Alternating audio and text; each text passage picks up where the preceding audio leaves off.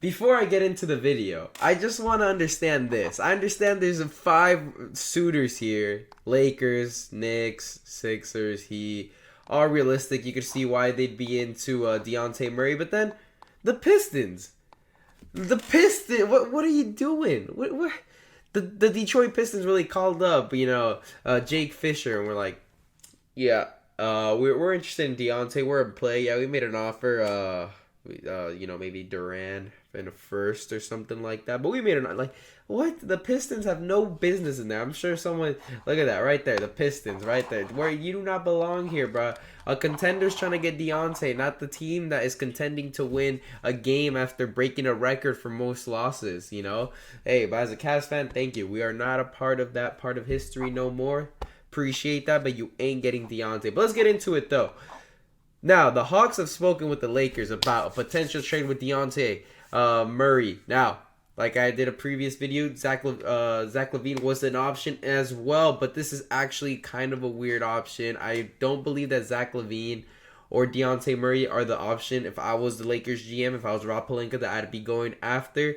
But if I had to choose the two, I'd go Zach LaVine. But Dejounte Murray, in my opinion, he's a great basketball player, great personality to have. He doesn't party. He's made that podcast. But if you check his stats this year, 34 minutes, 21 points, 46 field goal, 39 from 3-point. He's got 4 rebounds, 5 assists. He shares the backcourt with Trae Young with the Hawks, but he's going to get moved on from. But I look at D'Angelo Russell's stats. Less minutes. I understand 14 points, but he's getting less shots. 46, 38. It's not that off. 46 and 38. He's like 1% down from 3-point, the same as field goal. Just doesn't get as much ball handling as Dejounte Murray. He's got more assists, just less rebounds. And, the other two, steals and blocks, Dejounte Murray's a little bit more athletic. But it's not much of in my opinion, much of an upgrade from D'Angelo Russell getting Dejounte Murray. You're not only going to give up D'Angelo Russell because he's definitely going to be in the trade, I believe. You're probably going to give up the likes of, people like Gabe Vincent, who I understand has been underperforming. But Rui, Austin Reeves, JHS, who they selected over the James Vasquez Jr., who's third in Rookie of the Year standings at the moment. But I don't see much of an upgrade. I do believe Dejounte Murray's a better basketball player than D'Lo, but it's not like, wow, Dejounte Murray instead of D'Lo here, and you're going to give up another young player like Reeves or Rui and a couple picks. I'm not having it. If I'm the Lakers, I'd rather stick with D'Lo if I'm going to go Dejounte Murray. Obviously, the better choice of Dejounte Murray and Zach LaVine would be Zach LaVine, because I believe if the Lakers want to go back to being contenders, you're going to have to do what you did in the 2020 championship. And what was that? You ran the point with LeBron James. Yep. You're not going to win the championship without LeBron James not running the point. It's going to be the same thing over and over. Last year, you had your trade deadline miracles. But this year, if you're going to win the championship, because last year you didn't win it with D'Lo running point, right? You had Austin Reeves too. LeBron's got to run point. I understand, he's 39 years old. He can't really take all that ball handling that he was taking in 2020. He's got to kind of rest a little bit more. I understand that. But LeBron James has to be the main vocal point of the basketball. You're going to have to surround him with 3-and-D guys. And the perfect 3-and-D guy, which I have not heard enough noise from the Lakers being linked to, and which I believe would be absolutely phenomenal, because I don't believe you could keep it with Anthony Davis as your center, as your main big man. He's like, I understand you got Taurean Prince who's playing the 4 right now, but and sometimes you play with 3 4s. It's kind of weird. You got a Vanderbilt coming in too, and you got LeBron, and then you got like all 4 of them with a random guard, with Gabe Vincent or something. But I understand Darvin Ham's lineups are crazy sometimes, but the one guy that I believe that the Lakers should genuinely go after and would really improve their championship chances, this is their number 1 guy who should be on their trade block here, and that would be Lauri Markkanen. he could come in, he could play the 4 or the 5. Him and AD could switch off. Doesn't matter. Whoever feels more comfortable. He could shoot the 3. He's 3 and D. He's great. He can average over 20 points. He's great from the 3-point. He's got a great jumper. He's got great defense. He's amazing. In my opinion, as a Cavs fan, I used to watch this guy when he was on the Cavs every single game, right?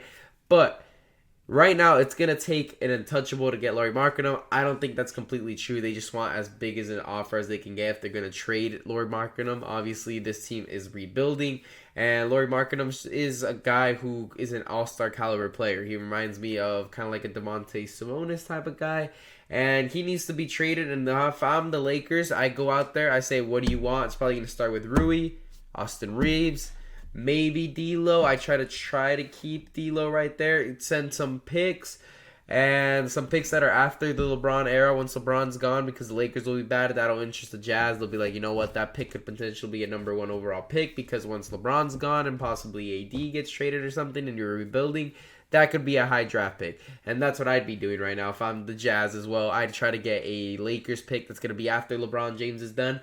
And if I'm the Lakers and you want to win now, well, you're going to have to give up that pick, and you're going to get a phenomenal player in Lauri Markkanen, which will resolve some issues, physicality mostly. If you go up against the Nuggets again, I believe Lauri Markkanen can match up well against Jokic, better than AD defensively. And you won't have to rely on an AD versus Jokic matchup when it comes to playing defense. Instead, you're going to throw Lauri Markkanen on him, and you'll have AD on Aaron Gordon. And it's going to be a lot better for Anthony Davis. And he's going to play more consistent on offense because he won't be wasted so much on the defensive side of the ball. And it's going to be less work on Anthony Davis, so he's going to be more likely to be healthy. But not only that, this trade is phenomenal as well. And I know I didn't put it up, but the Buddy Hield and Miles Turner trade, I would have, before the season, because the Pacers are doing a lot better now. And I understand Buddy Hield is on the trade market. It's a player that the Lakers have always been like, yeah, those two guys, yeah, we love them, but they never went after him. Before the season started, the Pacers didn't have the expectation of right now where they're like in a playoff position, right? I would have gone for them. I would have honestly gone for them, but they didn't. And now I understand they might have lacked the resources to go after these kinds of players, but now obviously they've got AR-15, you've got Rui, you've got D'Lo that are potential trade pieces, some picks. But I've never understood why. Imagine the lineup of LeBron James, right? Buddy Hield playing the 2. You got AD at the 4. At the 5, you got Miles Turner, and at the 3, you could put Rui or Vanderbilt or Taurean Prince, whoever. That's a championship-winning caliber offense right there. It's kind of like the Nuggets one, Your Cardwell Pope is your Buddy Hield. Your Jokic, it's kind of like your LeBron.